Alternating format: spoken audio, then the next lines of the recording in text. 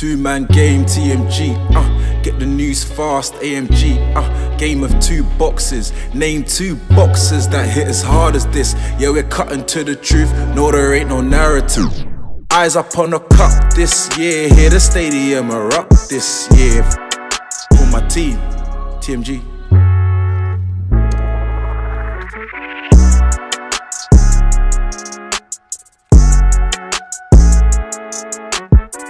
What it is, back again with the team, man. Game cool. We back, we live, we in this. We in the scene, man. What's it, episode 24? But obviously, no, it's not 24.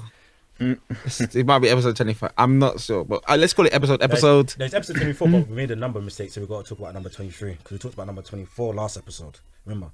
So this is 23. Obviously 23. We know what time it is. It's Jordan episode. It's Michael Jordan, MJ, the GOAT. He's Ernest. There's two 23-year-olds in the studio. If they are 23, I don't even know. Guys are going by aliases now. I'm still a young muck in this game, so that's calm. Obviously, the other 23 himself trying to catch his Ernest, getting closer year by year. Who's the other 23? Draymond Green. He's the other 23. That's King James, LeBron. What a guy. But it's what it is. We got a new face, fresh new face for you guys out here. Our UFC correspondent. Oh, don't do that, bro. That's a lot of pressure. It's the UFC correspondent. He's that guy. Who's that guy? He's the guy that gives out all the information. The one bald-headed Donny. Oh, Joe Rogan. No, Joe Ariel Hawani. Yeah, you're the guy, fam. You're a new correspondent. New correspondent, new on the scene. So you care to introduce yourself, fella? Yeah, man. Name's George. These guys will probably call me Chucky, so... Yeah, man, just happy to be here. Thank you for having me on, boys. So it's always a pleasure. I've known this guy for years. Yeah. Come through the ranks with this boy. So from the trenches. From the trenches up. Trenches up, man. So it's good to have you on here, impact us with some knowledge. Serious knowledge. What team you support? I'm a Chelsea fan, man. Yo. Chelsea fan. Oh, yeah, man. We seem to know a lot of Chelsea fans, Yeah, the United fans are still running. Sam. Yeah, I've only seen one. I still stood on Sam and I still was both Sams. Yeah, Sam from Agenda, Sam the Boxer Sam. Only two United fans on this. Actually, no, last as well. 3 United fans, but we've had how many Chelsea fans? 3 as well, maybe 3. Now Chucky. We're not gonna make this a Chelsea pod, just to tell you guys in advance. No, don't, bro. This is a serious podcast. Talk about serious things. So we're not gonna talk about Chelsea. With no further ado, let's get stuck into it. Let's ask the questions. You know the quick fire round. Let's go. Ronaldo or Messi? Woo! I'll go Ronaldo. There we go. I'll go Ronaldo. Great episode. Shocking episodes. Can I already tell you already? LeBron or Jordan? I'll go Jordan. City or Liverpool? City. Mayweather or Ali? Mayweather. Fury or AJ? This is tough. As a better boxer, I think I'll go Fury. Khabib or Adesanya? Ooh, I like that one. Ooh, that's a good one. For now, Khabib. You got Khabib? For now, yeah. For now. I hear that. Zion or Luka? Zion. Favourite sport? I'll go football. The doubt. There's a doubt there. I had to go football, but UFC's a close second, man. UFC's a close second. So what piqued your love of UFC? What happened? I don't know. I remember the first time I got introduced to it. It was in a hotel lobby in America. Damn. And I saw living life. Yeah, listen, long time ago though. I saw Ronda Rousey. This was when she was kind of elite. Yeah, she was getting up the ranks, and this was when she was in her pretty much in her prime. Mm-hmm. And she was yanking one girl's arm, and I thought, this is violent, but it piqued my interest. And then obviously I kind of kept tabs on it, and that nothing too heavy. But then obviously the whole Conor McGregor hype started coming in.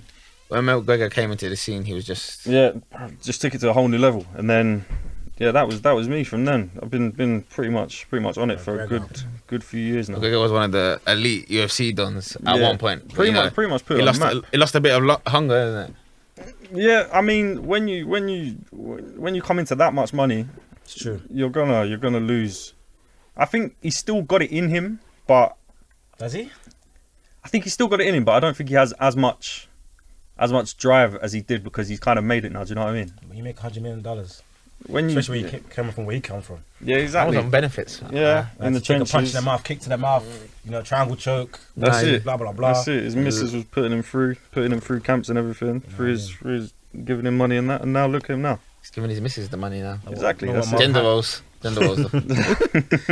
Okay, so obviously, lots happened in the last couple of weeks. We go to the British scene of boxing. They had a few big fight cards. One of them led by Josh Kelly, and the other one, I believe, the day before wasn't led by Elliot Well, but local lad, so we have to talk about him. Mm-hmm. Elliot Well had his full fight. Thankfully, he won 4-0 now. It was an interesting fight because the guy he fought, his name escapes me. JB Stewart. There we go, Jamie Stewart.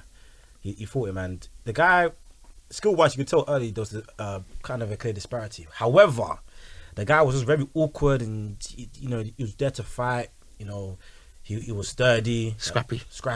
He was strong. I mean, he was in good condition, unlike probably the other geezer he fought last time because gave him one punch to the body. It felt like, and he was out. But this guy, he could take a punch. It was there to last, and and it couldn't quite just get him out of there. But I think I had Elliot winning 3 rounds to 1. I mean, if you want to be kind enough, I'd probably give him the first, just purely out of activity. It looked like he landed quite a few more shots as well. But then I think towards the end of that first one, that's when Elliot said, I'm the boss now. I know what you can offer. And he kind of dealt with what the guy had to do. The guy kept lunging him with these awkward angles, blah, blah, blah. And Elliot just kind of just handled him accordingly. And that's what you got to do when you fight these guys who are just awkward, strong, just they're everlasting. You just got to find ways to deal with them, and that's what he did. I mean, his body punches, which I love him for doing that, were immense. Definitely. Took the wind out of the guy because those few times the guy was gassed. I thought Eddie could have taken him out there. He even said it himself in a few interviews straight after. He switched up the tempo, kind of switched up the shots from body to head, and really stepped on the gas just that bit more. Probably could have got him out, but all in all, an assured performance, and long may it continue. That's all you can ask for, man. What you can ask for. You need to just churn out those wins, especially when you're coming up the ranks. Just get the win. It doesn't matter if it's knockout or it's anything. Especially at the lower level, not everything's going to be a knockout. It's just being about a skill technician, and then whatever comes at you, just handle it, isn't it? But I see a lot of people using the lack of activity from obviously the pandemic to say that the reasons why elite fighters are losing. Like that was one of the excuses they used for Josh Kelly. Also, Fury use it, and now I'm starting to doubt him a little bit as well. I'm starting to doubt why he used that excuse, but the inactivity is really affecting some elite boxers, and it's causing some upsets in the boxing scene, especially Josh Kelly one. So for Elliot to still remain active even when there's lack of opportunity to box, it seems like, and still win, shows a level of professionalism, especially when you have excuses. Everyone's going to use excuses. Yeah, it's actually kind of put that excuse before the event, technically, but I don't really see it like that too much because he's really a mastermind game of the game of Mastermind King, so or Mind Games King rather. So everyone's going to come with excuses now, man. Everyone's going to come with their excuses now, especially in the boxing game, man. There's no one to blame but yourself. So if you can find something, you're going to come with an excuse. Yeah. What do you think about the fight, George? The Elliot Well fight? Yeah, no, I agree with everything you said, to be honest. I thought he pretty much controlled the fight, good body work, had him against the ropes quite a lot. Yeah. And it just shows how much Elliot's improving because the last 2 fights he's fought, I think I read that they're both undefeated fighters. And this Jamie Stewart guy just got a draw against Florian Marku. Yeah. He fought last weekend as well. So I think the only way is up for Elliot, to be honest. Like, he looked good, improving, and like you said, you just got to keep active. Just got to keep chipping away at it and just going up the ranks. It's true. Keep doing that, man. Is there anything else you wanted to add in respect to boxing as well? With Canelo's fight as well, or is there? I mean, before we go to Canelo's, we have to discuss Josh Kelly in more detail, in my opinion. I mean, Josh Kelly, it was a chance for him to be great, fighting a guy that's defeated Shane Mosley, one of the better, greater fighters of the last generation. Of course, he was past his best. This guy, he's a world title holder, previous world title holder, so he's fought a lot of top names. and he was just a level too much for Josh Kelly right now. Yeah. I mean, just a step too far. I mean, I'll credit Josh Kelly for taking that leap of faith and, you know, trusting in his abilities, but Is he part of Frank Warren's stable? Or is he hurt? I think he's hurt. I think he's hurt. Yeah. I mean, Josh Kelly, you know, very slick, very skillful, very quick. And he's just so aesthetically, when you watch him box, it's like, wow, this guy just pops out of the screen. I mean, he can make you, he can become a superstar. You know, the ladies love him, all this stuff. His name's Pretty Boy Kelly. Like, you can see all the packages are there. Yeah. But literally, when I was watching the fight, first 2 rounds, I think he's just Kelly, he's doing well here. But then, I think it's either towards the second or start the third. Avanesian, the guy was just relentless. He's pressure. He just walking Josh Kelly down. It's cut off the ring. He's just always there. And that was the tactics his coach said they're going to use. They're going to all stick on Josh Kelly, not give him a moment to breathe. Because they realize that Josh Kelly, he kind of boxes in spurts. He shows, you know, comes in for a little blast, eases off a bit. And that usually kind of works because, you know, he's got the skills landing punches. You know, some guys, they can't take that, just take that damage. And, you know, you have to regroup. So it gives him time to regroup. But the Avanesian guy was straight on him like a fly. Like, he was always there, just pressure. That's what the Eastern European guys kind of do, you know. The Lomachenkos, those type of guys, especially Golovkin. The pressure they put on you, not the physical, is mental, because you always have to think, this guy's just always there. He's not taking a round off, not taking minutes off. He's just always there in front of me. And you know, the physical pressure, it's not the physical talk, it's the mental talk, because you always have to think about these things. And eventually, you know, Avanesian, his punch selection was excellent, to the body, to the head. And eventually just worn him out. Like, yeah, that's it. He just weathered the storm. He weathered the storm the first like 1 or 2 rounds. I think it was. You could even see it sort of straight after because Kelly wobbled him with a left in like the second, and he rushed in, sort of just throwing everything he could. And then as soon as that happened, you saw it kind of change there, where you thought, okay, like now, Avanesian's like weathered the storm a bit, and then from like, because like you said, I had Kelly up maybe 1, 2, probably 3 as well, but you could see sort of. Detaching. Yeah, like he had the cut on the back of Kelly's head, which kind of came out of nowhere, which was bleeding pretty heavily. I think that could have. I mean, it wasn't going into his eyes or anything, so it wasn't affecting him too much. But I feel like the fact like you knew it was there, sort of thing. You can feel it. And it's a mental game, isn't it? It's boxing. The fact that someone's there now you've got a cut in the head. Now you're trying to protect the cut. You don't want to get hit in there again. And it's just like that's it. Yeah, it takes a lot out. It takes a lot out of you thinking all of these things through. And obviously, it shows that the coach was well prepared. The coach, that's a well prepared coach, and that's a guy that you can like go into battle with. Because a lot of coaches would have just said, you know what, fight your normal style. They wouldn't even check. They would just say, you impose your style. But sometimes you have to adapt to what you're facing. You need to see what you're looking at, and that's what makes the best fighters, like people that can adapt. All about the adjustments, the tactical plan you bring to the fight or to the game. That's the difference between the elite fighters and the good fighters. Because that's what I always say, when you go up the levels, the guys will take things away from you. So if you like to fight inside, you find a big guy who try to keep you on outside. Other guys will cut you off. You know, don't give like Josh Kelly. Like I said, used to take a few seconds off to breathe. The guy wasn't allowed to do that. And Josh Kelly, you know, doesn't have the experience yet. Hasn't fought that level competition. Hasn't really got the experience to adapt and to adjust. And when Avanesian put it on him, you know, I mean, it was too much. I mean, but saying that, you know, one loss doesn't define you. I mean, yeah, exactly. All the greats have got losses on their record, man. There you go. I mean, not Floyd. I mean, yeah, there's exceptions, but Rocky. How many? Huh? Not Rocky Marciano. Rocky Balboa. I thought that was where you've gone. I said, what? Hey, Balboa. Boxer, I can beat him up though. I mean, yeah, not everyone can be Floyd, everyone can be Rocky Marciano, but you know, I'm Fury as well.